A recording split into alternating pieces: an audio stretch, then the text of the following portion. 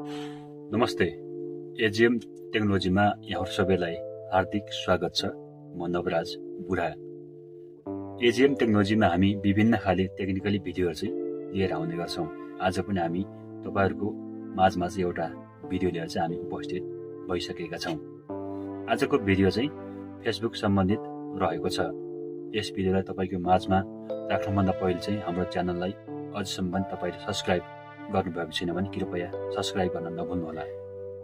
आज चाहिँ हामीले फेसबुक खोलिसकेपछि धेरैले चाहिँ पासवर्ड बिर्सियो, धेरैले चाहिँ अकाउन्ट ह्याक भयो भन्ने कुराहरु चाहिँ हामीले सुनिरहेका हुन्छौं र मलाई कतिपय साथीहरुले मेसेज गरेर मेरो आइडी ह्याक भयो, मेरो फेसबुक खुलेन भनेर चाहिँ मेसेज चाहिँ गरिरहनु भएको हुन्छ। आज यसै सम्बन्धित मैले तपाईहरुको माझमा चाहिँ यो भिडियो लिएर आएको छु। आजको यस भिडियो चाहिँ तपाईको माझमा चाहिँ राख्नुभन्दा पहिले मैले चाहिँ तपाईलाई बारम्बार आग्रह चाहिँ गरिरहेको हुन्छु, कृपया हाम्रो च्यानललाई चाहिँ एकपटक भिडियो हेरिसकेपछि सब्स्क्राइब गर्न चाहिँ नभुल्नुहोला। तपाईले सब्स्क्राइब गर्नुभयो भने हाम्रो यस्तै खाले भिडियो लिएर आउने चाहिँ एउटा हामीमा चाहिँ हौसला चाहिँ प्रदान हुने गर्छ। त्यसैले पनि एकपटक चाहिँ हाम्रो च्यानललाई चाहिँ सब्स्क्राइब गर्न चाहिँ नभुल्नुहोला। आज चाहिँ हामीले फेसबुक खोलिसकेपछि कसरी हामीले फेसबुक खोल्यो भने चाहिँ त्यो आइडी चाहिँ लङ लास्टिङ टिकाउ हुने गर्छ, यसै सम्बन्धित रहेको छ। अब लागौं कम्प्युटर स्क्रिन।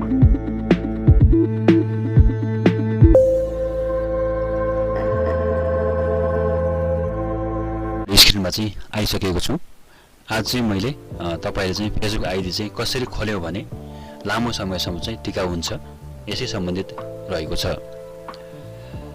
फेसबुक चाहिँ हामीले धेरैले खोल्छौं मोबाइल नम्बरबाट, र त्यसरी खोलेको आइडी चाहिँ जुन हाम्रो नम्बर चाहिँ आफ्नो नाममा नभएपछि, जुन नम्बर हराएपछि, जुन फोन नम्बर कतै हराएपछि चाहिँ हाम्रो त्यो आइडी पनि गुम्ने गर्छ।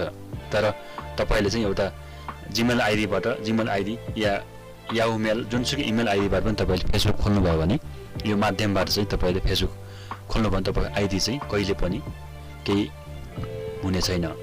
मैले पनि 2010 देखि खोलेको आइडी चाहिँ अहिले 2024 जाँदा पनि मैले त्यही आइडी ल 14-15 लगभग 13-14 वर्ष चाहिँ मैले त्यही आइडी चाहिँ प्रयोग गरिरहेको छु। मैले पनि यसरी याहूबाट खोलेको थिएँ र आज चाहिँ मैले तपाईले चाहिँ म्यानुअली जुन यसरी खोल्दाखेरि हाम्रो फेसबुक आइडी चाहिँ टिकाउ हुन्छ भन्ने बारेमा चाहिँ यो भिडियो म तपाईलाई देखाउन चाहिँ गइरहेको छु। अब लागौं कम्प्युटर स्क्रिनमा। म चाहिँ आफ्नो डेस्कटपमा चाहिँ आइसकेको छु। अब चाहिँ म गुगल क्रोमलाई चाहिँ म खोल्छु। यसरी क्रोममा आइसकेपछि मैले यसरी खोलेको छु। अब चाहिँ म यहाँनिर facebook.com चाहिँ म हान्छु। तपाईले पनि यसरी खोल्नु भने तपाईको आइडी चाहिँ लामो समयसम्म टिकाउ हुन सक्छ। म चाहिँ यहाँ आइसकेपछि अब चाहिँ म यहाँनिर facebook.com चाहिँ म यहाँनिर हान्छु। facebook.com चाहिँ मैले यहाँनिर यसरी टाइप गरेको छु। यसरी इन्टर गरौँ। सरी मिस्टेक भएछ, फेसबुक है मिस्टेक।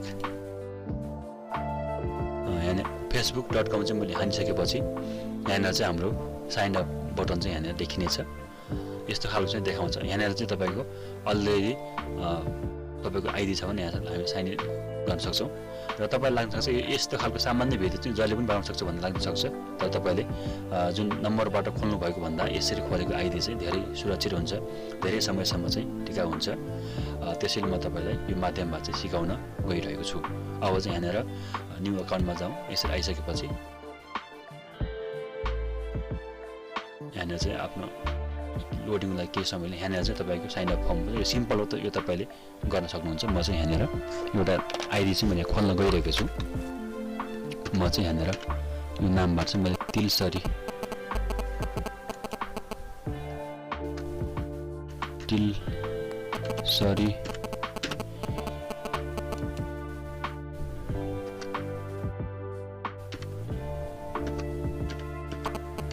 घरती मैले यो नाम टाइप गर्दैछु र यहाँनिर चाहिँ इमेल। यो महत्त्वपूर्ण पाटो भनेको चाहिँ यहीँनिर हो। यहाँनिर चाहिँ भन्छ मोबाइल नम्बर अरू इमेल। यो मध्येमा तपाईँले इमेलै हाल्नु होला, किनकि हामीले फोन नम्बर हाल्यो भने त्यो नम्बर चाहिँ हाम्रो हरायो भने, फोन हरायो भने त्यो चाहिँ आफ्नो नाममा छैन भने त्यो आइडी पनि गुम्ने गर्छ। त्यसैले यहाँनिर चाहिँ आफ्नो जीमेल आइडी चाहिँ हालौँ। म चाहिँ यहाँनिर एउटा नोटप्याडमा चाहिँ म बनाएर राखेको छु। म यसलाई चाहिँ यहाँ कपी गरेर पासवर्ड चाहिँ हामीले यो इमेल आइडी चाहिँ तपाईको जीमेल आइडी पासवर्ड थाहा छ भने तपाईले चाहिँ फेसबुक खोल्न बिर्से पनि ल आइडी पासवर्ड बिर्से पनि तपाईँले रिकभर गर्न सहज हुन्छ। म चाहिँ यहाँ पासवर्ड म राख्न गइरहेको छु। म चाहिँ यो केही सेक्युरिटी कारणले गर्दा यो सबै भिडियो एडिटिङमा चाहिँ यसलाई मैले ब्लर गर्नेछु। यो सबै डिटेललाई चाहिँ पासवर्डमा कपी गरेको छु। म यहाँनिर पेस्ट गर्छु सहजको लागि। इन्टर कम्बिनेसन अफ एटलिस्ट यहाँ चाहिँ यो पासवर्ड चाहिँ जुन अक्षर सबैको चाहिँ मिलन भएन भन्ने भन्छ। यसलाई चाहिँ म पी एउटा अक्षर चाहिँ म क्यापिटल बनाइदिन्छु। बनाएर म चाहिँ यसलाई चाहिँ यसमा केही ऱ्यान्डमली सिम्बल पनि म राखिदिन्छु यसरी। यहाँनिर आइसकेपछि अब चाहिँ म यसलाई पेस्ट गरिदिन्छु। पासवर्ड चाहिँ यो अलिक विक कमजोरी भन्नु भनेको छ। अब चाहिँ के भन्छ, अब चाहिँ ठिक छ। र महत्त्वपूर्ण पाटो चाहिँ यहाँनिर तपाईँको नागरिकता अथवा पासपोर्टमा डिटेल जे छ त्यो अनुसार चाहिँ यहाँनिर फिलअप गर्नु होला। त्यो भयो भने तपाईँले पासवर्ड बिर्से पनि अकाउन्ट ह्याक भए पनि रिकभर गर्न सहज हुन्छ। म चाहिँ यहाँनिर सही डिटेल चाहिँ राख्न गइरहेको छु।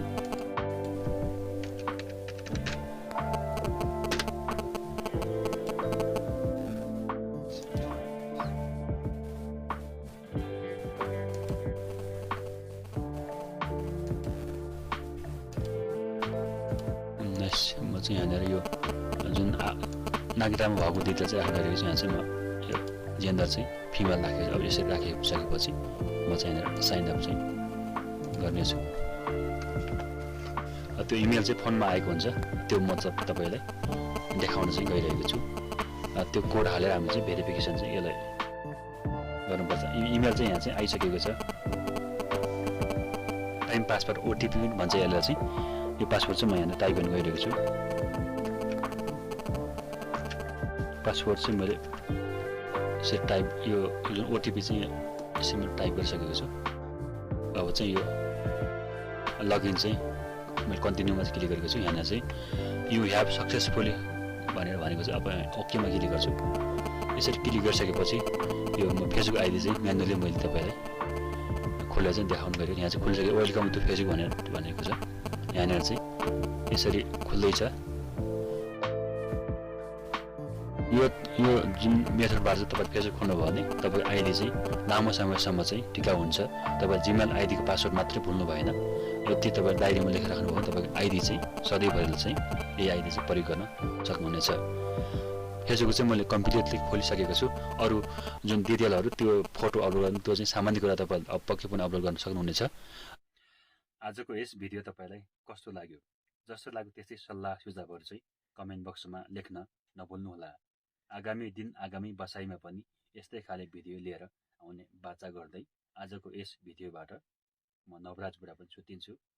जाँदै तपाईँले चाहिँ यस भिडियो हेरिसकेपछि कस्तो लाग्यो सल्लाह सुझावहरू चाहिँ कमेन्ट बक्समा लेख्न नभुल्नुहोला भन्दै जान्छु। हवस् त, नमस्ते।